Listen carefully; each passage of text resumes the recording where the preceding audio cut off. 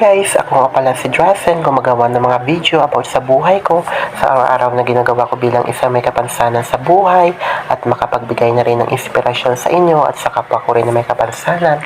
At kung na-appreciate nyo yung ginagawa ko sa video, don't forget to subscribe, like, and click the notification bell para maging updated ka sa aking mga susunod na video. Thank you and God bless to all.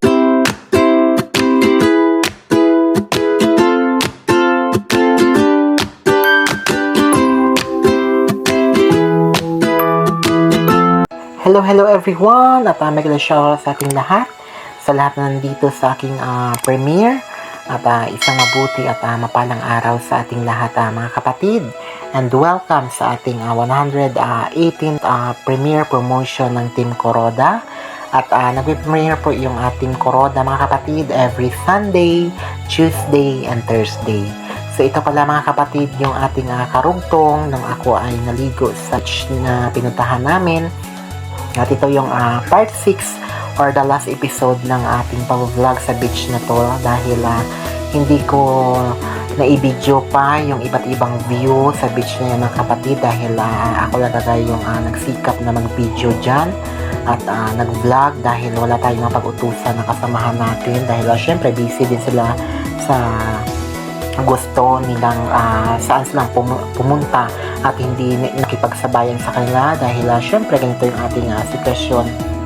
So naiwan talaga ako dyan nung ako ay naligo sa dagat. Syempre nilibang ko lang yung aking sarili dahil syempre tayo lang yung nandyan dahil yung ibang kasamahan ko talaga napakalayo yung kanilang pinuntahan. Sa kabila sila kasi naligo kaya kapag susunod ako mga kapatid talaga mahirapan talaga ako sa paggapang. So baka ano pa yung mangyari sa atin, di ba? Kakapagod pa, di ba?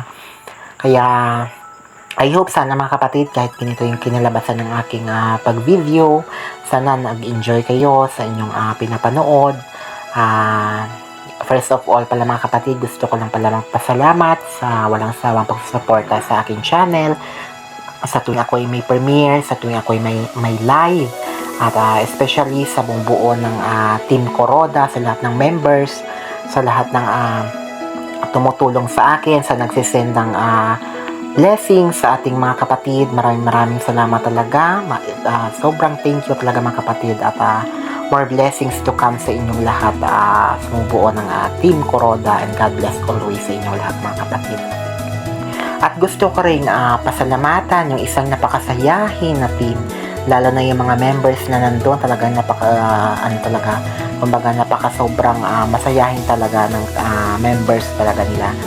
At kapag napasukan niyo yung kanilang live, hindi talaga kayo maghihinayang na i-support sila mga kapatid. Walang iba kundi ang Team One Love na palagi rin nag-support sa atin at syempre nagbibigay ng blessings at tumutulong rin sa atin sa love and support na binibigay nila sa ating channel. Maraming salamat talaga sa bumubuo ng Team One Love at more blessings to come sa inyo mga kapatid, and God bless always sa inyo mga kapatid. At to all my other team like Team BFF Charity, Team Bungisnis, Team Bisdak, maraming salamat din sa love and support nyo rin na binibigay nyo rin sa aking channel. Salamat sa suportahan at sa support talaga sa aking channel kapatid. At sana wag talaga tayo magbago sa pag-support sa bawat isa dahil wala naman tao kundi tayo naman nandito. Kung kaya't kung ikakaangat ng isa, dapat ikakaangat natin lahat, diba?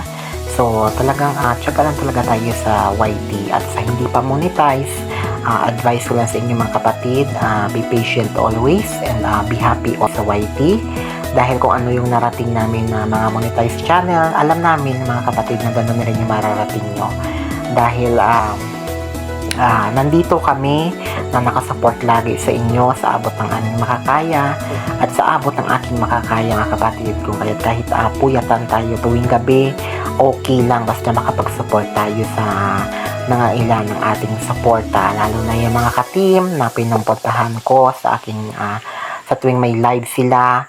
Syempre kumbaga suportahanan kung gaano nyo ako sinuportahan sa aking channel. sana na-appreciate nyo rin yung aking pagsusuporta sa inyo mga kapatid. So, ituloy natin yung pagkikwento mga kapatid, di ba? Nung ako ay pinapanood nyo dyan, parang may iniisip ako or malalim yung iniisip ko. Siyempre talaga ako lang talaga yung nakatunganga dyan mga kapatid. Talaga nang mumuni lang talaga ako dyan sa gilid ng dagat na yan.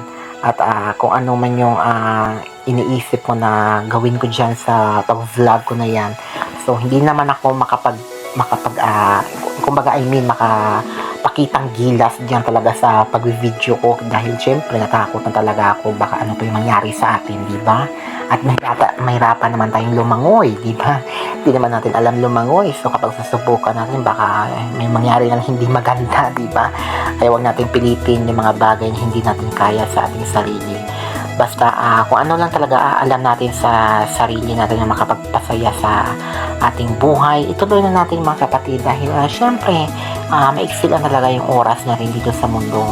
Hindi natin alam kung kailan tayo kunin ni Lord, kaya dapat nabubuhay tayo, dapat magbuo lang tayo ng isang memories na kung kaya't masayang masaya tayong lahat na lalo na sa kaibigan natin sa YT, di ba? Libangan lang natin to pero yung memories na naidulot nito talagang talagang napaka-memorable talaga sa ating pag-iisip, di ba? Sa tuwing tayo nakikita sa mga live, sa mga premiere, di ba? Nakakilala tayo lahat dito dahil sa YT, di ba? Nagsuportahan. Kaya, yun mga kapatid, talagang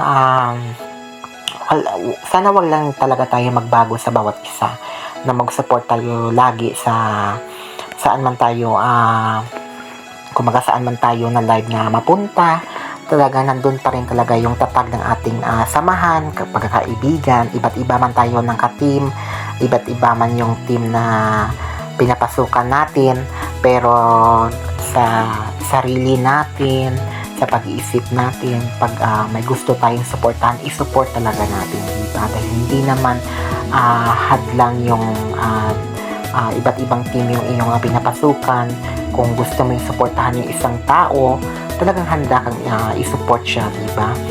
So hanggang dito na lang mga kapatid pala yung aking pagkikwento sa aking pag-vlog sa beach, and I hope na nag-enjoy kayo sa inyong pinapanood. At gusto ko lang ulit magpasalamat sa lahat talaga ng tumutulong sa akin, sa lahat na nagbibigay sa akin ng blessings. Thank you so much talaga mga kapatid, especially sa ating mga OFW sa ibang bansa na malayo pa sa pamilya nila at syempre sa Pinas na rin. Mag-ingat kayo dyan lagi mga kapatid, and I hope na nasa mabuti kayong kalagayan at mag-ingat kayo dyan lagi sa inyong work. And yun, laban na mga kapatid. Alam ko na yung pagpunta nyo sa ibang bansa, hindi lang para sa sarili nyo, kundi para din sa pamilya nyo. Kung kaya yung iba talaga na napapasukan yung pagiging vlogger dahil yun talaga yung libangan ng mga OFW.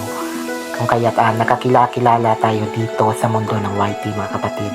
So, hanggang dito na lang mga kapatid ng aking pagkikwento at nag-iiwan ako ng isang katagang kasabihan na hashtag go lang kahit may kapansanan and hashtag give inspiration to others. So, to God be the glory at mag-ingat tayo lagi and God bless always sa ating lahat mga kapatid, and always choose to be happy mga kapatid, and be patient always sa YT at supportahan, tiyagaan lang talaga ang ating pag-vlog dito sa mundo ng YT, and I hope na may patutunguhan talaga ng ating pagsisikap dito sa mundo ng YT. So, mag-ingat tayo lagi mga kapatid sa bawat araw. God bless always sa ating lahat. To God be the glory. Bye-bye.